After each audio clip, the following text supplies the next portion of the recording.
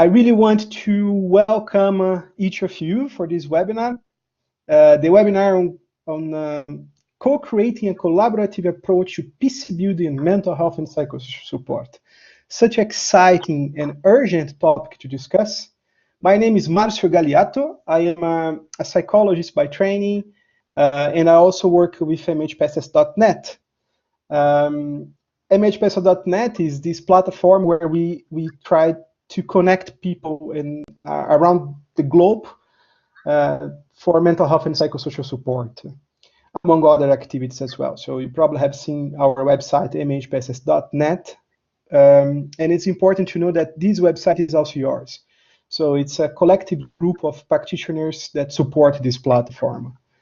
So I like to introduce the platform more as a movement than an organization per se.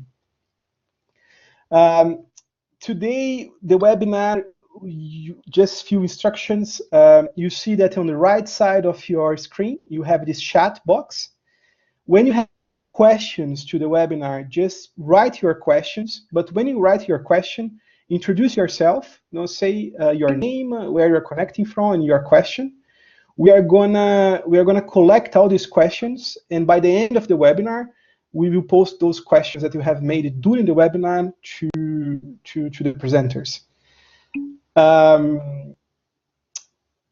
I want now to thank very much Mari and Frederic for being part of making yourself available for this webinar.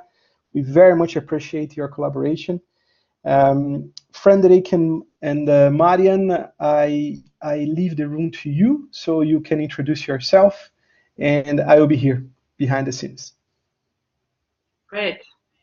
Thank you so much, Marcio, and welcome to everybody who's joining us from around the world. It's truly magnificent, this technology. I feel like I'm one of the human beings who find that technology is doing quite a lot of damage to the world, but this platform certainly highlights for me how much good it can do, and I feel incredibly connected right now, seeing so many friends and colleagues being part of this conversation right now.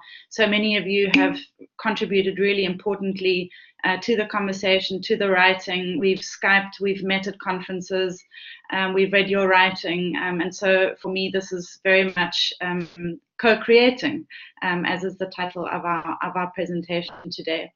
So as I've perhaps not said, my name is Frederica Bubenza. I'm a senior project leader at the Institute for Justice and Reconciliation, which is a South African NGO, which was formed in the aftermath of the Truth and Reconciliation Commission here in South Africa. And I'm joined by my two wonderful colleagues, Marianne Tankink, a medical anthropologist and editor-in-chief of the fantastic journal Intervention. This was what it looked like when it was in print format. We're now online almost exclusively, but do have a look because there's some fantastic content there. It is a journal of mental health and psychosocial support in conflict-affected areas. And Marianne has been working with IJR since the inception of this project in 2015.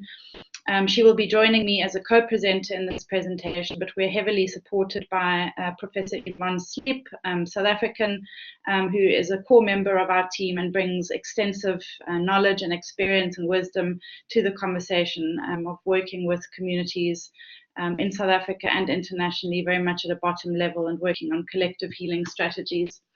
So we would like to begin this presentation. We have a couple of slides, but what is really, really important to us is that this is a conversation, and that because this work is pioneering in the sense that we have been working on this for about 3 years, and we've been doing quite a lot of research, but we do understand that a lot more work needs to be done in researching and connecting, in understanding, analyzing, developing theories, and so forth. So this really is intended to be more of a conversation than anything else. So Marianne and I will run through the slides. Right, I'm trying not to look at the chat as well. There's so many wonderful people who have joined this conversation, so it's a little bit distracting, but I'll try not to be distracted.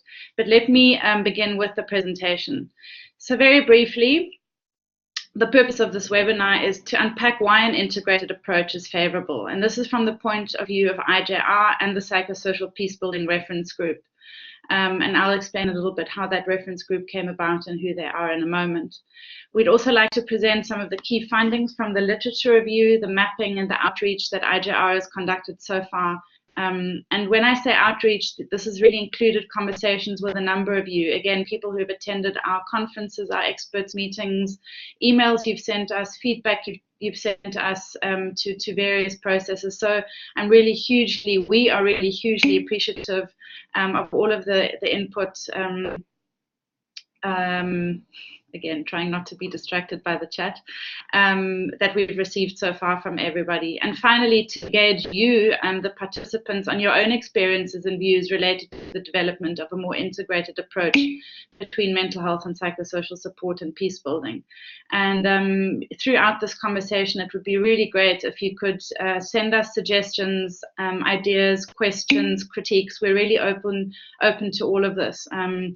It is very much something that we value, and that this is something that as practitioners around the world, not just here in South Africa and in the Netherlands, which is where Yvonne, Marion and myself are based, but that this is a global conversation, and that the work that we do going forward is based on collective experiences and insights.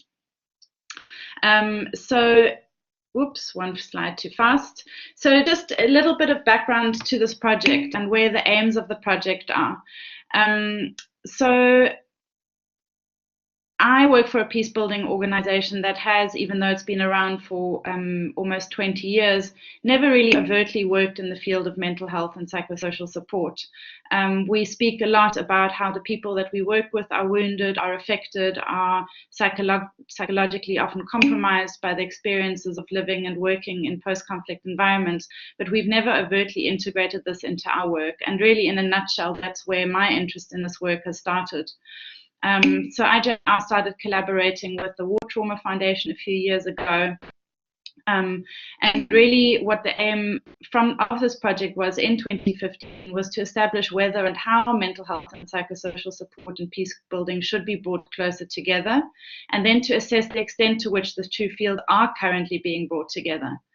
To create platforms to share existing research and analysis on issues of peace building and mental health in post-conflict societies, to develop best practice guidelines, a handbook and or a training for integrated, collaborated or a linked approach. And I use these concepts very deliberately because we are struggling, for lack of a better word, but this is a very honest description of where we're at, on whether we should be integrating, collaborating or linking these fields which have for a long time been operating in fairly serious isolation from one another, and then to potentially in future field test the guidelines hand in hand with the handbook and the training process that we're in the process of developing. And really our underlying assumption at the moment is that sustainable peace will be achieved through an integrated approach of peace building and MHPSS. So just a little bit of background of where we've come so that you understand sort of the genealogy of this journey so far. In 2014, and I see that there's been a little bit of chat about Intervention, the journal, a really important special section was published in the 2014 edition of Intervention, and that edition highlighted the connection between peace building and psychosocial work. The special section was edited by Brandon Hamber, Peter Fentefogel, who's part of this conversation now, and Elizabeth Gallagher. And that was really sort of very fortuitous at the same time as I started looking into this work and sort of reaching out to partners who could potentially join this journey as we embarked on it. And so we thought the first thing to do would be to have a conversation to bring people together. We hosted a conference in 2015 where we brought 50 participants from around the world together. And we started having a very introductory conversation about the two fields. Where are they at? How do they perceive one another? Are they collaborating? Are they linking? When? Why? How? And it was overwhelming from a number of points of view. It was quite striking for me at the time that the conference was organized at fairly last minute, and everybody we invited immediately RSVP'd. And again, a number of people who were there at that conference are part of this conversation today, and it's really great to have you here and to be able to tell you what we've been doing in the time since that 2015 conference. And basically, the point at which we're at right now is having really turned into reality some of the recommendations that came out of that conference. So one of the recommendations, for instance, was to do further research. One, more academic research, and so we conducted a literature review, a systematic literature review, which Marion will talk about shortly, and also to conduct a global mapping exercise of organizations working in the field to get a sense of who's doing what, where, how do they perceive one another, and I'll talk a little bit about that later on. We then started having a series of meetings, slightly smaller meetings with experts from both fields to assess where we could practically take this work based on the mapping exercise and the literature review. And that resulted also in another special issue of Intervention in 2017, which you're welcome to look at. It's available for free online, and which looked at some of the cases around the world that are already beginning to integrate the two fields. In 2017, we also started as the reference group, even though the reference group was formally only generated and confirmed this year, to draft a set of practice guidelines. And this really emerged out of that 2015 conference. There was a lot of inspiration from the Interagency Standing Committee guidelines on mental health in emergency settings, that potentially for us to have a set of guidelines which would bridge the two fields, link the two fields, integrate the two fields, might be helpful. And so we started drafting this set of guidelines. We publicized them within our networks, not with the public internationally, but within our sort of confines within the peacebuilding and MHPSS networks. Started getting some feedback, and then realized that we needed to take a step back. And that's really where we're at right now. We've got a draft version of these guidelines. A number of you have seen them, have reviewed them, have given your feedback to us. But the point at which we're at right now is that we've decided to take a step back and to co-create the process going forward. We've decided that generating a set of training guidelines and to design a research methodology which could be piloted in 3 countries, co-created by MHPSS and peacebuilding practitioners, will be the way forward. How exactly that manifests and how that takes form once we go to the field is another story. But in a nutshell, that's where we're at the moment in terms of pioneering what is an exciting but not entirely easy set of fields to bring together and integrate. So I think this is where I hand over to my colleague Marion, who will talk a little bit about findings. Yes, hi everybody. You will not see my face because my webcam is not working, so maybe I'm happy about this. Before I continue, in our final slide, you will see all the links of the reports and the special issues of intervention we were talking about. So I will shortly talk about the findings of the literature research we have done. I will not go into the methodology. You can read it in a report. But important for us was which examples of an integrated approach of mental health and psychosocial support and peace building are described, which theoretical models has been used, and what are the characteristics of such approach. So we looked at journals and grey literature, so no books, only English language, and we started from January 1992 when the Agenda for Peace was set. And both terms, MHPSS and peacebuilding, should be referred in the papers. So we started with 1,373 and we ended with 73 studies and 36 documents of NGOs and grey literature. So there was no shared or dominant framework. I listed here some of the framework often used: the ecological model, the community-based psychosocial framework, the social capital framework, the public health approach, the adaptation and development after persecution and trauma framework, and the early childhood development framework. So if you look at the characteristics of the literature, then you see that defining peace and violence is already a special issue.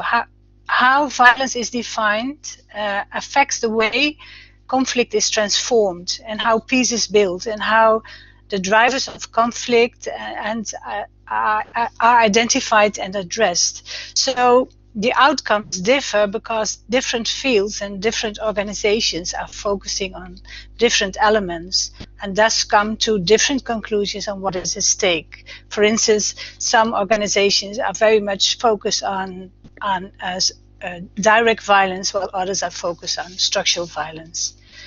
The second one is that both fields are for healthy human relationships, and that in the literature, both fields describe that it is essential to stop the circles of violence, and that it requires an in-depth, structured analysis process, and that which include listening to and learning from a selection of people within the post-war context, and that it should be very the basis of the development of plans and intervention.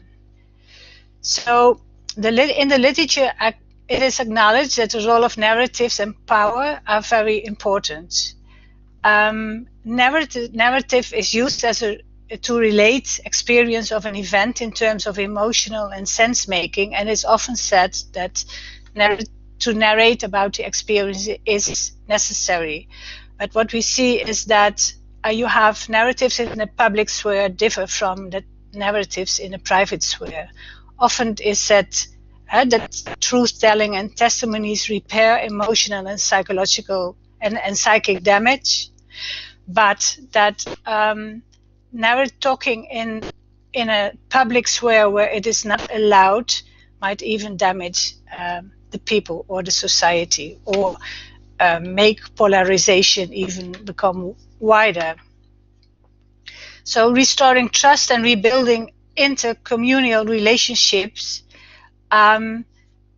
this is what is all about, and at the same time it's an immense challenge, but fundamental to long-term peace and reconciliation. It is what the philosopher Hannah Arendt calls interest. So it refers to the space between human beings. It's the web of human relationships which should be at stake, and what is often damaged by war or political violence. So most people confirm that the devastating effects of violence are not on the individuals per se, but in between the individuals that constitute their life worlds. The other one is health as an entry point to social and political transformation.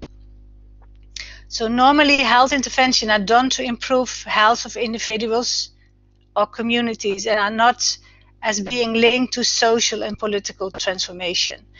But healthcare is not perceived as to be political dangerous as a discipline. So it can also be used effectively as a first step towards addressing social and political issues in a community. So health is social and ecological and not only individual. And so we have to be careful. According to the literature, we have read that concepts of health, of post-traumatic stress disorder, trauma, and depressions are not too much used as individual concepts, and that there are cultural differences in expressing stress and trauma, and that men express PTSD and depressions differently than women.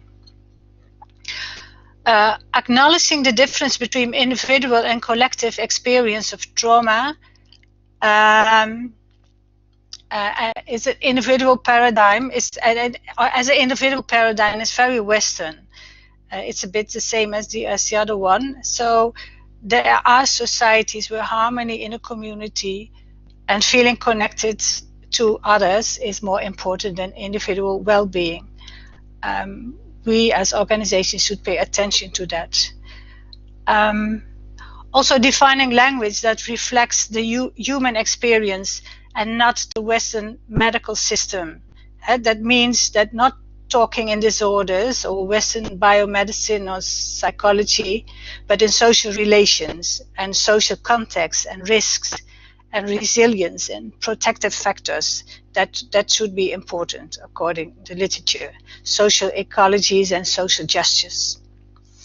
And finally, human security. So often the attention is on the basic psychological and psychosocial needs and experiences, but a study evaluating psychosocial assistance programs during and after the wars in former Yugoslavia found that the most important was that programs could provide a safe place, psychologically and physically, in which people could rebuild their previous social context and make new contacts after the war.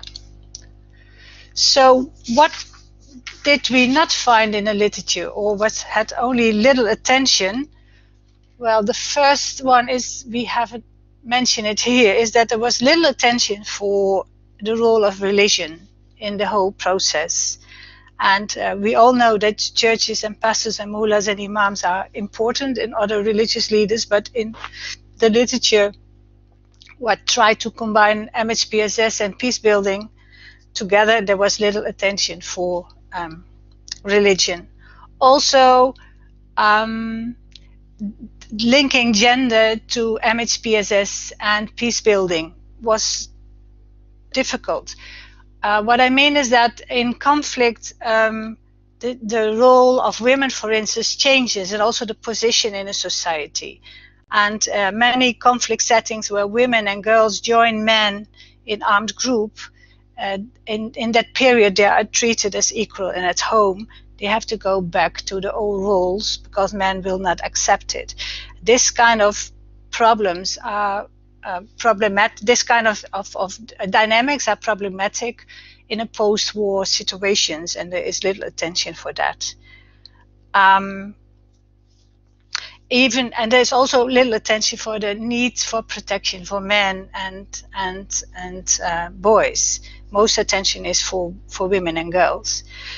The other issue is the intergenerational transmission of violence and trauma, and secondary victimizations of trauma, and the impact on the identity formation from one generation to the next one. And these are, according to us, very important elements that contribute to the establishment of peace. And we couldn't find much on that. Children and youth, there is attention to the findings among children, but there is little attention for youth. We, for instance, we could find one study in North Ireland where very high suicide rates were among young men who were not able to make the relation between the history and the socio-economic context in the present. So this is also something we should address more.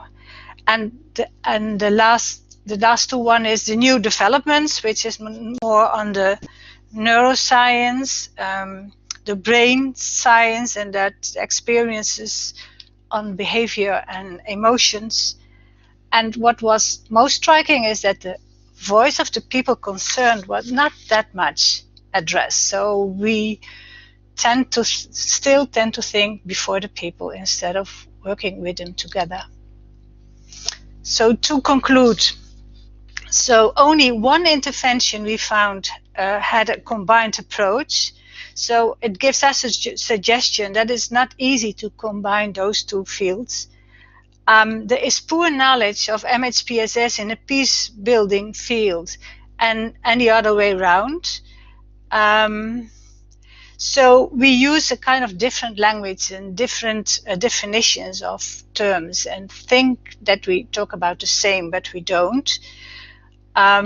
Interventions and research mainly are community or on the family level, and they are not connected with government or institutional levels. So fields are rarely combined, and often they are not articulated as such. Gender, the historical or intergenerational trauma or violence are not positioned as central, and in the scientific literature there is little attention for specific groups in societies, and hardly recommendations or acknowledgement of at the political level. And yeah, we have no evidence of lasting effectiveness of combined intervention. Although we think it is still an assumption. And also no practice guidelines combining both fields yet. So if you look at the grey literature, the format of the papers vary very much: reports, assessment, conference reports, presentations, monitor and evaluation papers. So we had 36 documents which met the criteria. And what we have seen is that most interventions are on the level of basic service, security and community, that most of them are qualitative studies and mainly on the implementation of interventions, and that there is a disconnection between the scientific and the practical and the practice, and that the involvement of the government is often missing. So many interventions focus on special groups, mainly on women and children, but little on men and ex-combatants. And there is limited focus on the intergenerational transmission of violence and historical trauma. And also in the grey literature, there is a lack of ownership of local people. And what we all know is that they are donor-driven. So now I give over the next slide to Frederic.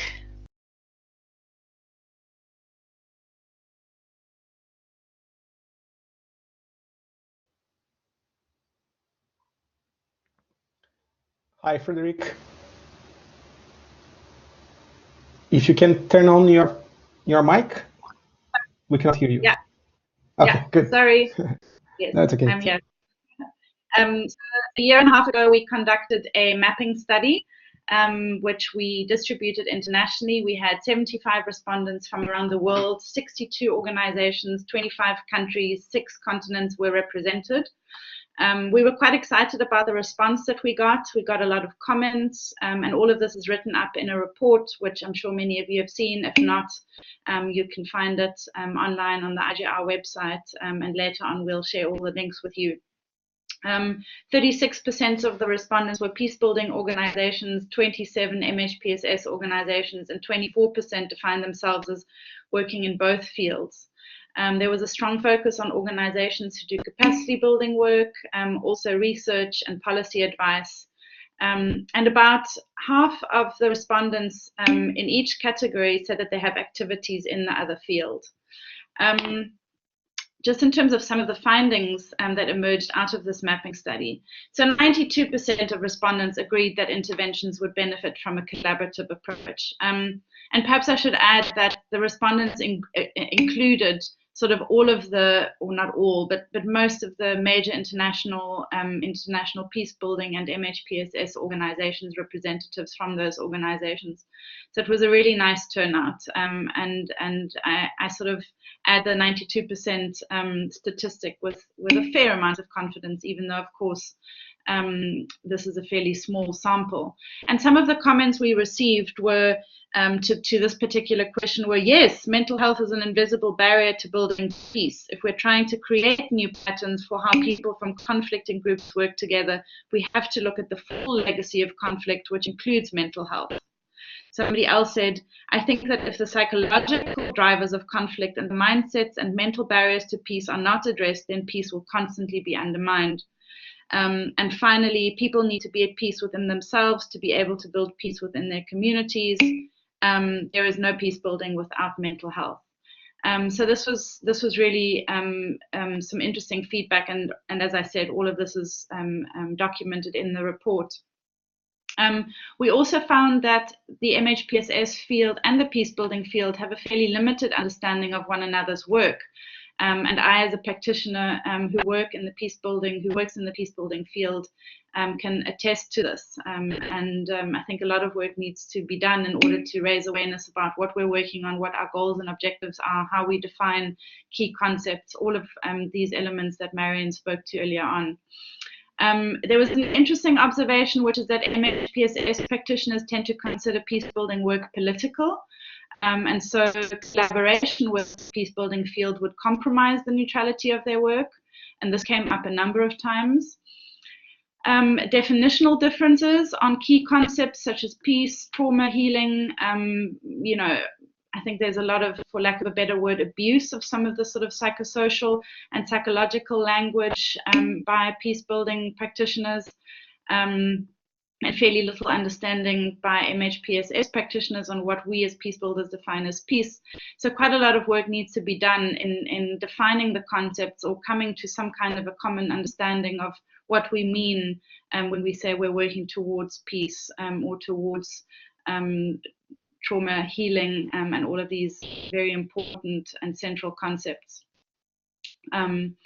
The two fields still work largely in silos of one another, and so we found that even those organizations that have both fields represented within their organization, it quite rarely happens that they work together. So there might be an MHPSS department and a peace building department, but those two don't necessarily work together in terms of defining goals and objectives and really working together to develop and conceptualize and then implement projects and programs.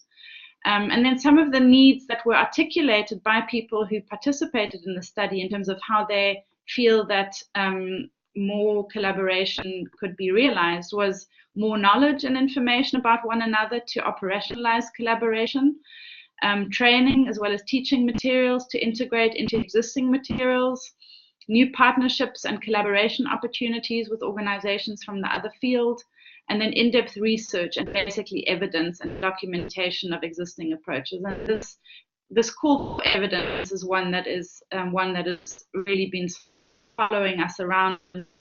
Knowledge is absolutely central, and definitely something that will feature very strongly in future iterations of this project.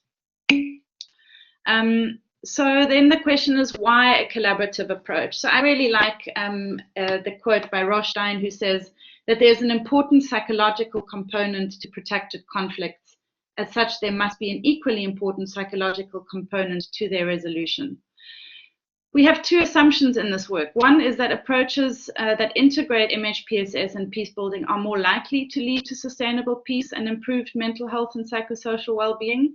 And we have stated that this is an assumption. It is not something we yet have evidence for, but this is something we plan to do in the future. And then secondly, that wounded individuals, wounded communities who have not processed their response to trauma, whether that's individual, collective, or transgenerational trauma, are less likely to be able to resist the political, economic, cultural, and social pressures that may lead to subsequent cycles of violence and doing harm to oneself and others. As I've said, there is a lack of empirical research that links the fields of MHPSS and peace building. And for the time being, we have accepted a working title, which is Psychosocial Peacebuilding. And I'll talk a little bit about what that speaks to. Just a little bit more in terms of the overlap. And I think just to emphasize what Marion was highlighting during the literature review, why a collaborative approach is important. And I think the overlap between the two fields is something which, if you have a look at the special section which Brandon Hamber, Peter Fentervogel, and Elizabeth Gallagher wrote about, is the extensive overlap which actually exists between the two fields. That in actual fact, if we look at it very carefully, both fields are aimed at varying levels of social change, that there is an interesting relationship between personal transformation, peace building, and social transformation, and that these two fields sort of dance between those three. And then just to emphasize from the literature review that both fields work towards restoring healthy human relationships, the central role of narrative speaking and personal transformation in that journey, and then the focus on restoring trust and rebuilding intercommunal relationships. So these are sort of some of the thoughts that underpin the need for a collaborative approach. What is psychosocial peace building? I'm just trying to see, this is still my slide, yes. So when we talk about psychosocial peace building, and this is very much a draft term that we've accepted, we felt we needed to move away from continually speaking about mental health and psychosocial support and peace building, not least because it's a mouthful. But basically what we're saying is that this is a holistic approach which integrates the theories and practices of both fields, MHPSS and peace building, and which lays a strong psychosocial foundation for sustainable peace building. And basically we've just outlined here the term psychosocial captures all the psychosocial needs of people, including their daily stresses and the many other challenges people face in post-conflict contexts. And interventions are more than healing trauma or trauma-informed approaches. And this is something I think that is very important to my friends in the peace building field, where a lot of the time we just say people are traumatized or we need to work on trauma. This is a lot more than just healing trauma or developing trauma-informed approaches. And then when we speak about the term peace building, and these are very abbreviated descriptions of both these very complex fields of work and study, we speak about the range of interrelated processes, actions, and tools used to promote just and sustainable social, economic, political structures and relationships at all levels of the society. And I think there was an interesting other quote which I had, which I'm missing now, but I'm going to just, in the interest of time, pass on to Marion, who's going to speak a little bit about the theory of change. Yes, so we tried to think of what would be the best theory of change, and at this moment we think the theory of change should be practical and essential part of any successful socio-ecological transformation effort, and that it seeks to prevent the cycles of violence and reduce the consequences of violence on individual, family, community, and social levels. So we propose a theoretical holistic framework, and at this moment we think of a combination of socio-ecological framework and the social capital framework. So in the framework, we think it's important that that individual and power relationships are recognized, and that emphasis is put on both and on the social context and in a broader environment. So the framework should be able to include that changes that are not linear, but most of the time in loops and circular. So the complex interplay between individuals, relationships, community, and social factors are essential for the framework to aim. Frameworks aim to prevent violence, and the framework should be strengths-based approach that works towards a vision from past to future. And I think we should not forget in this framework that many people who have experienced traumatic things in the past do not only have the trauma of the past, but also the loss of the future, which can be traumatizing as well. And finally, well, social capital should be seen as a web of cooperative relationships between people that facilitate to reduce collective problems and we think that higher social capital, the higher the social capital, the higher the population. So far for the theory of change by now. So if you look at the psychosocial peace building and the process so far, so what we have said, we have had this draft guidelines which were developed and distributed, and many colleagues have given feedback, and while receiving the feedback, we understood that it is important for further reflection, and that we need more consultation and review, and to ensure that it is practical and users friendly. So while discussing this with the psychosocial peacebuilding reference group, we thought that guidelines could only be helpful if it was existing on a best practice. And so we came to another construction, a kind of consultative learning process, in which we want to pilot it in 3 different contexts, how to work together.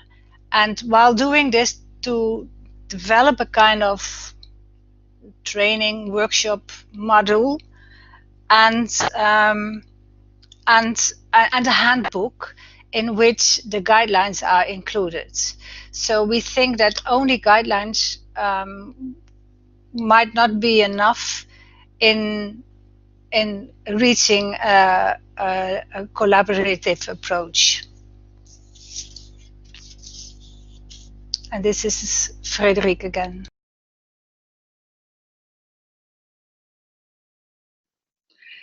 So before we head into questions, and I see that there's some really exciting comments and questions coming, just some of the issues that we are grappling with in pioneering this field on our own and with you at times. So I think one of the key questions we're asking ourselves conceptually is, what should we be mindful of when we're bringing peace building and MHPSS closer together? Should we be linking? Should we be integrating? Should we be merging? I feel my hair sort of stands at the back of my head when I read merging, but perhaps that is an option. Should we merely be collaborating? All of those imply something very different. How do you feel about this? Any thoughts, recommendations? This is something we're grappling with. And then what is the position of socioeconomic development, given its critical role in breaking cycles of violence? We know that youth unemployment in particular plays an absolutely critical role in psychosocial well-being. It is not always integrated into peace-building approaches, and I imagine it's not always integrated into MHPSS approaches. We probably know that it should be, but how do we position it? Do we position it more centrally within MHPSS and peace building? Should it be a triad, a dyad? Any thoughts on that would be very helpful. We would love some input on how best to frame this work theoretically. We have a variety of frameworks, the social capital framework, the ecological framework, and others, but we feel like we haven't entirely arrived at a point where we have a sort of proper holistic theoretical framing for this really important work. The question of wounded leaders comes up a lot of the time, and the literature review in particular has focused on the importance of acknowledging the role that leaders, wounded leaders, who themselves have been in combat, who have been part of liberation movements, who themselves have experienced traumatic experiences, how do they lead? What is the impact of their wounded leadership, for lack of a better word, on the people that they lead? And how do we tackle this? So this is an interesting sort of issue that keeps coming up. And obviously there has been some writing on this, but where do we position that within this conversation? And then just broadly to say what else would contribute to bringing these two fields together. So that's sort of it from us in terms of where we're at right now. I'm not entirely sure how this will work for you. You're welcome to email us at a later point and get these documents. These are the publications that have emerged out of the study so far, a couple of journal articles in intervention, and then publications which are on the IJR website. So you're welcome to consult these. But I think we should probably go over into the questions, the very interesting questions that have been posed by yourselves to us. And I think now I hand over to Marcio, who will moderate that conversation.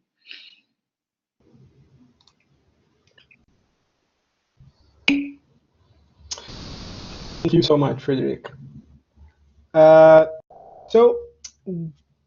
We have here a couple of questions. Thank you so much for such an interesting and provocative presentation.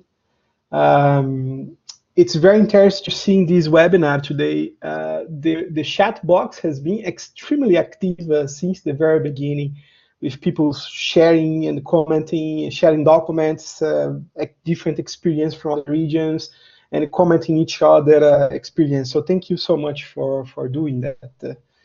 The first question we have here, it's from Akpan Okon. I hope I'm pronouncing your name not so wrong, from the US, as an ambassador for peace. Please, how many sustainable reconciliatory peacebuilding how may sustainable reconciliatory peacebuilding be achieved where some persons are nonchalant towards reconciliation? The two of you can feel free to pick the question that you feel more. Thanks, Ukpeme, and thanks, Marcia, for that question. I'm not sure I 100% understand what is being asked, but my guess is that part of the question is whether there has been something such as sustainable peace building anywhere in the world that we can use as a best practice case study. And what comes to mind is a reference which we've used in our literature review, which is the amount of countries which have returned to conflict in the aftermath of a peace agreement, and the brevity of time between the termination of that conflict and the return to conflict. I'm not sure if that makes sense now, but basically the amount of countries that return to conflict after a peace agreement. And this is an incredibly high number. It's somewhere around 80%. And I think this is sort of real food for thought for this kind of work. When we look at how few countries implement both peace building and transitional justice mechanisms in the aftermath of conflict, and how they are implemented in a sustainable, ecological, and holistic way. And I think what this project is aiming towards, and this work is aiming towards, is an acknowledgement that when we are working in post-conflict communities as MHPSS practitioners, as well as peace building practitioners, our interventions need to be far more carefully considered, need to be holistic, and most importantly, need to position the human being as affected by that conflict at the center. And I think the fact that we have not been doing this in as successful a way as we could is possibly testimony, and that is what provides the evidence to the high levels of countries that return to conflict after we've seen peace agreements signed. And my disclaimer right now is that I've been in bed for the last 3 days, and I'm realizing that my intellectual abilities are somewhat compromised. But there we go. There's my answer to that question. I think Marion will take the next question. Thank you very much, Frederick. So we have a question here from Hannah Goose, a PhD student of the King College London, that's researching the politics of trauma in post-conflict environments. So that's extremely interesting. And of course, as I was expecting a question related to the trauma language and trauma healing, his question is, given the recognition that trauma is a Western and individual concept, I would be interested to know whether you think the development of a different language or concept would be more useful to address these issues. My concern is that perhaps the connotations of the word trauma as a very individual and particular experience creates challenge when trying to reconceive the experience as something more communal and or societal. Thank you, Hannah, for this question. Yes, the language is a huge problem in this field. It's also a problem if you read from the different angles. I myself, I don't believe that it's helpful to have new language, because we will again have restrictions about the definitions of the words. I think we should be attentive that trauma is not only individual but also collective, and you can also have collective healing. And in many places, the collective healing helps people to interconnect, because what we found and think is that many problems are between people and not only in people. So this collected aspect is very important. I think, but I'm a medical anthropologist, that the most important thing is that we go to people and ask them what is at stake and how they frame it. And we might think that trauma is at the top, but they might, for them, it might the loss of economic possibilities or something else what is more essential. So for me, going beyond this definition issues, we have to go to the people and ask. Thank you. Thank you very much. I don't know if this responds also the questions from you, Lynn Jones, you have mentioned about. Perhaps yes. If not, just a point to us. Yes, Frederick. I just wanted to add that I think in another element which is really important there is the emphasis on the specific context, and what does trauma mean in the country that we're working in. So understanding the nuance of context and working within the meanings of these terms within the particular context is really, really important. To come with these English terms which have Western and fairly medical definitions, I think in many contexts is quite difficult. And our guidelines and all of the work that we've been doing has really emphasized the need to work in an incredibly context-specific way with local practitioners, with local people who understand these nuances in a way that we as external practitioners might not. I just would like to respond to Julia from Cambodia of the Civil Peace Service. Thanks so much for joining us as well. The question is, I'd like to know whether psychosocial peace building is more than trauma healing. What does that mean in practice? I think that's exactly what we're trying to co-create here. What we have seen in the literature review so far, and also in the practice, is that while there might be some organizations who are working to bring the two fields together, this is really not happening from the outset. So what we are going to recommend in the process and in the pilots going forward next year is that from the very beginning, we have practitioners from both fields coming together to co-create the process going forward. So we have mental health, key mental health practices and key peace building practices, and the sort of overarching elements that are central to interventions to be brought together into some kind of an approach which we're at the moment, as I've said, are calling psychosocial peace building, but which, as we move forward might be called something else. But the emphasis is really on sharing and on developing something very much from the outset together, and then rolling it out together all the way from a micro level all the way to the macro, all the way to the macro level in society. But what does this mean in practice? We'll see next year, and we very much hope that you, colleagues in Cambodia and the Civil Peace Service, will be part of that conversation going forward. Thank you very much, Frederick. We have a comment that perhaps you could mention from Melissa Tucker from CRS. She mentioned that currently they are piloting an integrated MHPSS and peace building program. And one of their biggest challenges is community ownership and co-creation of the program, which is really due to the sensitivity of the context. So she's wondering if others, they can have experience in making a community-driven program in highly sensitive post-conflict areas, where she mentioned that she sees a big tension between these two approaches in her observation. Would you like to comment, Frederick and Mariam? I'm wondering whether there's somebody, one of our participants, who'd like to comment on that.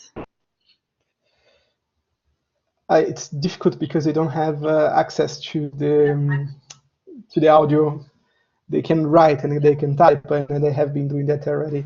I don't know if... Sorry, Macho, I didn't hear the whole question. Can you repeat? Yes, so Melissa, she mentioned that they are piloting an integrated MHPSS and peacebuilding program. And one of their biggest challenges is community ownership and co-creation of the program, which she thinks it's the reason is due to the sensitivity of the context. I mean, so if you have considerations related to these community ownership and the co-creation of the program in terms of MHPSS and peacebuilding. I mean, I think if I and this is definitely not an authoritative response, and I imagine that Melissa has probably considered these thoughts, but I imagine if I had to do some of this work here in local communities, I think trust building would probably be something that is absolutely central if you're going to start talking about these really, really difficult issues that affect people at a psychological level. Building trust between yourself as an intervening organization and local organizations and local role players. And I think the tragedy, not the tragedy, but the tricky element of this is that requires a lot of time. I feel that here in communities that we're working with in and around Cape Town, being present, being visible for a long period of time, and I'm not talking about months, I'm talking about years, is what is needed in order to really invite people to open up and to feel safe enough to be vulnerable in the spaces that you're facilitating. So I think that trust is something really, really key, and especially in contexts, vulnerable contexts like this, where that are also politicized and where there are limited resources and where involvement in processes potentially brings with it all kinds of sort of side effects, for lack of a better word. So that for me would be really, really important. I don't know if Marianne has anything else to add. No, I agree. I would love to hear if people have some suggestions of projects working like this. The only project I know which is working quite well is the community-based social therapy in Rwanda, where people really take their ownership and use the thing they have learned and shared in the meetings, also in their society. But I would love to hear about other projects. But yes, it is difficult. Thank you, Maren and Frederick. So we are starting to conclude. I'll get just one more question here from Philippines. Philip. His question is, the use of the word trauma is restricted to psychiatrists or clinical practitioners. What's your comment on that?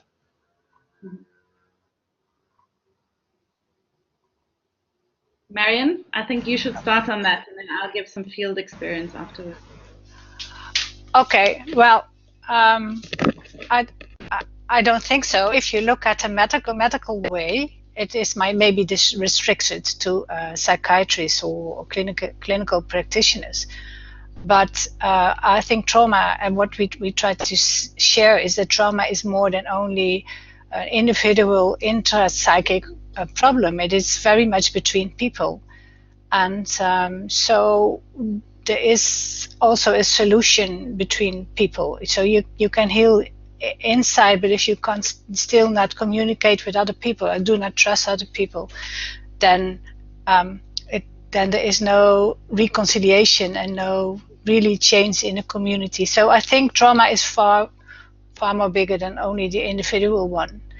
And but the word trauma is problematic. If I talk with, I'm from the mental health and psychosocial support field. If I talk with someone who's only working in the peace building field, then they have completely different ideas about what trauma is. So I think we should communicate about this as well. But I think trauma is a combination of many things, about loss, about grief, about loss of hope, about no income, about poverty. All those aspects are dealing with trauma. So maybe you can add something, Frederick? just thinking back about my work in South Sudan,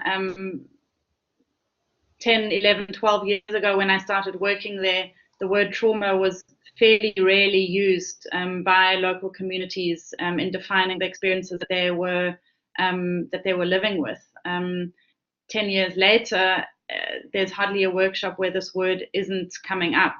And when you then have conversations with people about how they define trauma, that's a very varied, very interesting, and very nuanced conversation, which invariably takes quite a lot of time. So I think there's a lot of complexity to this. And again, I think leading on from the questions that Hannah and Melissa asked, I think we need to be very, very careful and context specific and patient in defining these terms and understanding what the terms that we use, how they manifest in different contexts. So as you're saying, in the Philippines, for instance, trauma is restricted to psychiatrists. In most of the countries that I've been working in, there are no psychiatrists. There might be one or two psychiatrists. There's one psychiatrist working in South Sudan. And who traditionally have been the people who have been working on issues that are related to trauma? Are they traditional healers, local healers, religious leaders? So I think a lot more research needs to be done on the particular context and the nuance that exists in each culture, in each community, in terms of how these things are lived, how they're experienced, and then how they are dealt with by the particular context.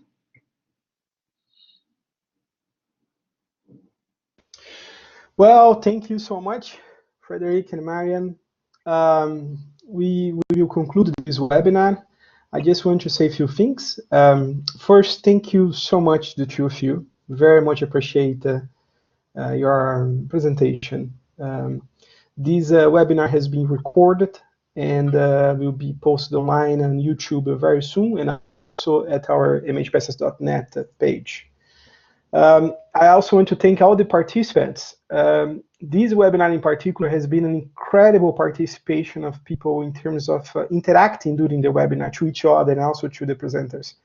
Especially Peter Ventevogel, Yvonne, Alma Mata, Melissa, that shared so many critical links to different research.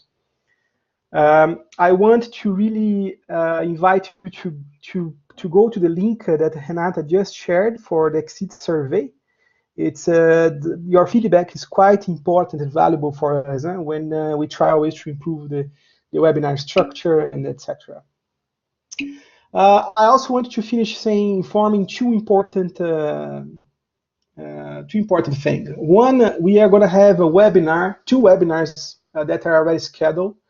One is on the 10th of December, which is about community-based MHPSS in practice, voices from East and Southern Africa. And then on the 13th of December, we have a webinar on faith matters in humanitarian response, how sensitivity to religious and spiritual identities can contribute to mental health and psychosocial support, which one of the moderators will be Peter Ventevogel, that is here. So I'd say thank you very much again, and I leave the final remarks to you, Frederic and Marian. Yeah, I just want to say thank you, everybody, for participating and for being there.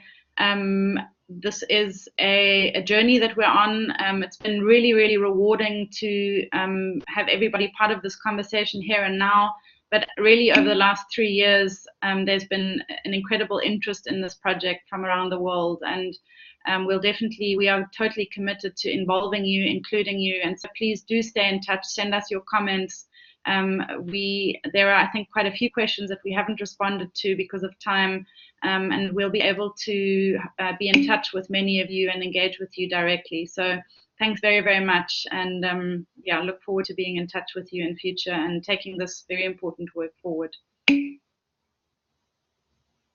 Yes, thank you very much. Bye.